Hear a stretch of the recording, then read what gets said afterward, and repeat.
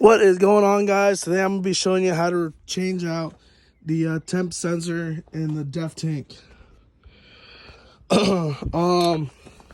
First things first is you want to loosen these straps up. These go around the tank right here. I'll show you later on in the video. These are 14 mil bolts. You loosen one side up and then you can barely loosen the other one and pull the hanger out. Next, what I did was I pulled this actually from on top of the actual ECU and pump unit. So I pulled this cover off that sits on top, which is this guy. Now, this is what I personally did. I know everyone might do everything a little different. These are 3 12 mil. One's a nut, and then there's 2 bolts. And then I just pulled it off from there. And then I was able to squeeze this off, this coolant line off. And then I pulled the tank right on out. And then once having the tank out, I was able to squeeze this off more comfortably. And I wasn't too, it wasn't too hard. So like what I was saying is I actually waited till I had the tank off. And then these go right here. So I just loosened this one up, pulled it back, and then press the tabs in, press the tab in, pull these off. And then this little harness comes right out. And then you just got a breather tank right here.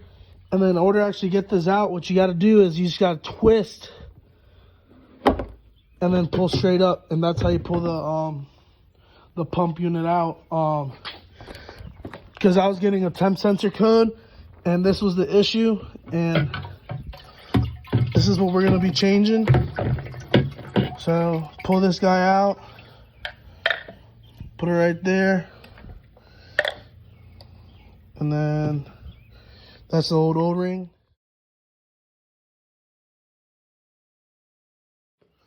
So when you get a new from Isuzu, obviously it's going to come in the plastic bag. I just already pulled it out because I want to look at it.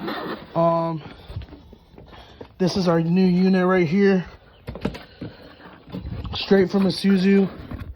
There's your part number, 8-98164-591-4.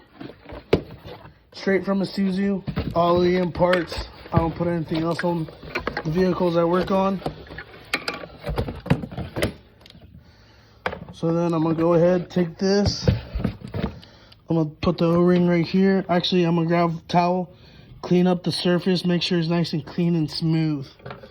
That's key number 1. Make sure the mating surface of the actual gasket is smooth, nothing's in it. One other thing that I like to do is I'll take the actual O-ring and I'll take some grease and just kind of put it around it.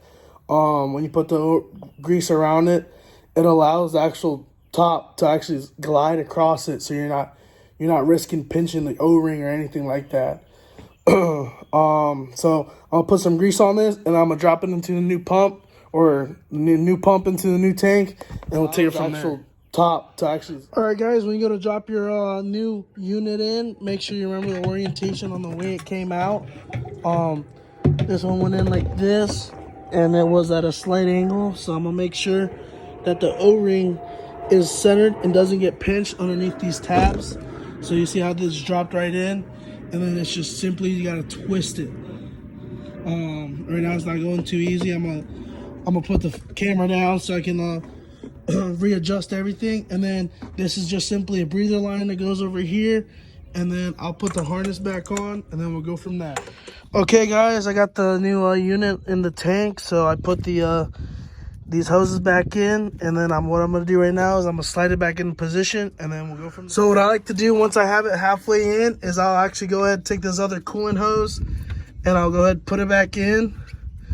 And then I'll grab my pair of pliers, grab the clamp. Let me grab a good grip of it. All right, let me put the camera down, but I'll put the hose clamp back on there, and then I'll slide it back, and then put these guys in their positions on where they go. So once you get it back in here, I'm gonna go ahead and snap these guys into place. Make sure they snap in, give them a tug so that they're secure. Make sure your tank's all the way back in, all the way back. And then I'm gonna take this guy. So I had to put the camera down real quick, but just slide this clip on back here. Make sure she hooks. That's good. And then I'll take the other one, hooker.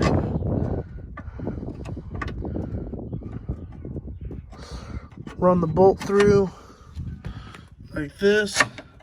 Push her up and then put the nut on. So then I just go through, giving her a tighten up. So there's that, and then only thing I got left is this actual electrical connector. There's an O-ring in there. And I'm actually, only thing I got left here is to put this electrical connector. Watch your tabs. 3 prongs go on top, and then all you literally do is twist it, and it goes on. And then I just need to put this cover back on over here with the zip tie. And then this guy just goes on there with the 3 bolts.